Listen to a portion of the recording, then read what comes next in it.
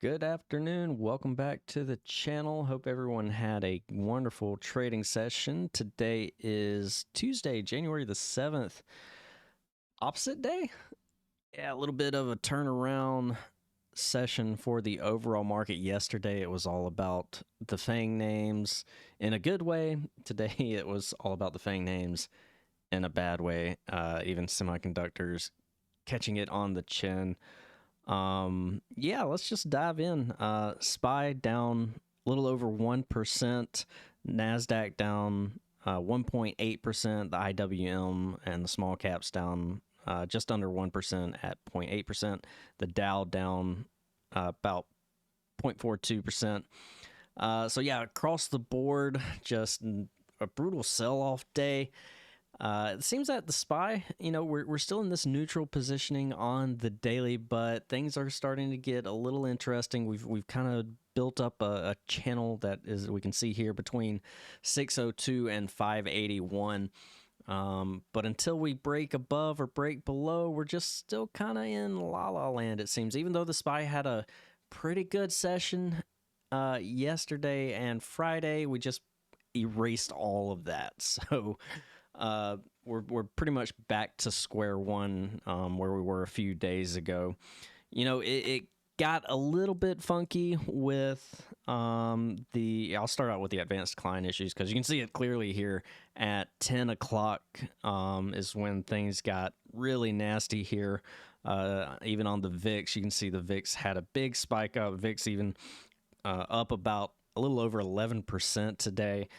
Today we got our first big round of jobs data with the JOLTS, and the JOLTS came in at 8.1 million, which is the largest since May of 2024. Now you could think, well, why would that really trigger a sell-off? Well, that part of the data wasn't the main concern. Jobs openings continue to be pretty robust, and like I said, it was the biggest job opening amount since May of 2024, and well above the estimate, which the estimate was 7.7. But we had other data that came in at 10 o'clock, which was the ISM non-manufacturing PMI, which rose to 54.1, and the other part of that component was that the prices paid was up to 64.4, which is the highest since February of 2023. So that is what prompted this round of selling pressure in bonds and pushing treasury yields up and sending stock prices lower. And you had the interest rate sensitive sectors such as home builders like Lennar hitting 52-week lows, and you had just broad weakness over in REITs and other dividend paying sectors. But with that said, we had a pretty sizable drawdown within the Mag 7, especially the tech heavy like Nvidia had their keynote yesterday, which was a little bit of hope for the market. Nvidia and the semiconductors had a really, really great past few sessions. We were in this low compression squeeze here, and upward thrust. We hit our head right at the new all-time highs at about 153, and we've come back quite violently down towards the daily 21 and 50 simple moving averages. So yeah, it seems that we're just kind of back to where we are after this first round of big data, but there's still some decent setups, and I wouldn't say all is the end of the world here, especially with Nvidia. For all we know, this could be a really decent buying opportunity. We're still in this compression here, and we still have positive bullish thrust, so I still want to keep my eye on the semiconductors setup, especially the leadership names. We can see that the SMH ETF here was down over 2%. We just kind of hit ourselves on resistance at 262.11, and we got a little bit of a gap to fill, but we're still in this daily squeeze that is trying to fire to the upside, and we still have good bullish thrust here. So not all is lost in the world, to say the least. We did, if you want some, good news, vaccine names, Myrna here was up a little over 11% today, off of, rising concerns of bird flu. So there's that. Check out your maybe your XLV names as well. XLV had a little bit of a green day, up half a percentage point. This is definitely not something I would particularly play. This is not a setup I would probably dive, to try to scrape around in the dumpsters.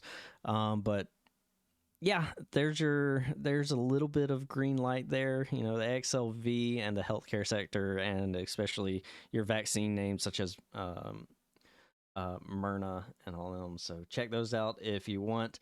But yeah, let's dive in here. SPY, like I said, still kind of just stuck in the 602, 581 channel.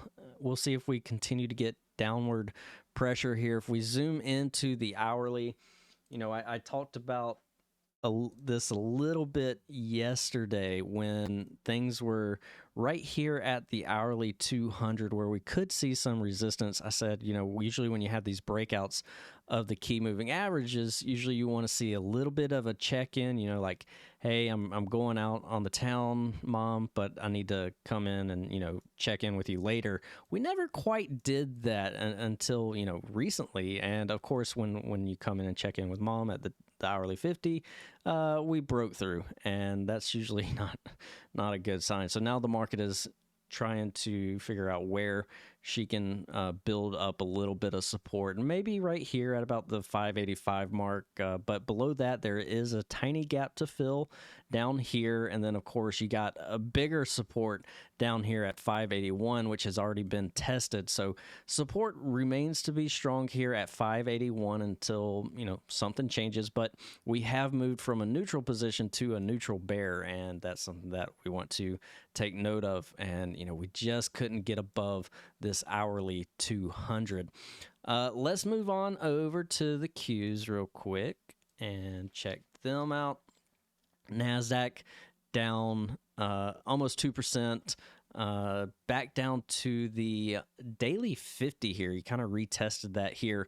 One of the things that I am paying attention to is this daily squeeze. You can still see that we are in a low compression squeeze with the neutral positioning on the score here. So yeah, if the Qs do want to lose the daily 50, then that could spill, some yucky vibes here. I know we did get a strong bullish thrust here with this move, but all of that has now been essentially wiped out because, we gave it all away.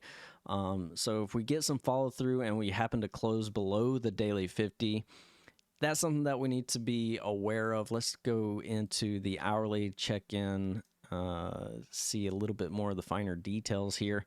We can see that the hourly squeeze here fired to the upside, which gave us this move. And now that squeeze has ran its course, and we are just getting to a new spot to where we could possibly enter into a new low compression squeeze and go from there. But as you can see here, this is still in the wrong positioning for the market bulls. You're going to want to see the oscillator, this green line, get above the red. That would be ideally step one. Even when we had this move here, look what the indicator did. You rejected, actually, instead of printing in a new green positioning here like it did back here last Friday, or 2 Fridays ago, excuse me, and we had this big move to the upside. We don't have that same wow factor here. So resistance still sits at about that 530 level for me.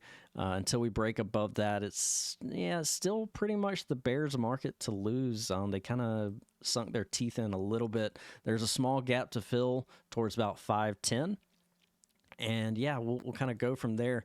Now, the interesting thing is, we still have plenty of economic data tomorrow coming in before the bell, fortunately, we had the ADP non-farm employment change, as well as the weekly unemployment claims. We got a Fed speaker sprinkled in there.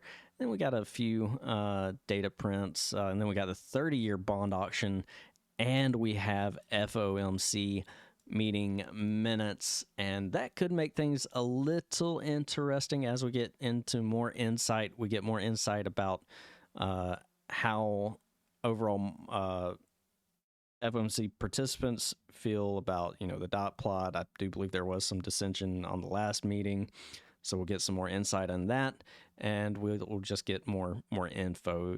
Sometimes it can be a nothing burger, but with this one, the way the last meeting was, where they decided that they're going to slow down the rate of cuts for 2025 to maybe 2. Yeah, this one's going to be important. And then we have Thursday, which is an off day due to the Jimmy Carter funeral.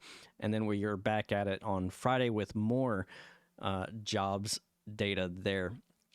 So I'll leave you with, a setup that I am keeping an eye on, and that is Hood. Still a bullish setup, still holding main structure here. It's got a max bull score. We're still in a daily squeeze. We still have good positive thrust. And as long as we hold this daily 21, I want to see how things open up tomorrow to maybe wait and get into a new swing here. So that's what I'm keeping my eye on for that. But other than that, yeah, brutal day out there. Semiconductors getting whacked, SPY down, QQQ down. It's just a little bit yucky, but all's not lost. Nothing's broken by any means. It was just a day for the Bears. So it is what it is. But all right, I will catch you guys tomorrow morning. I will be live tomorrow since Thursday is going to be a off day. So we'll be back at it. All right, guys. Take care, and I will see you in the next one.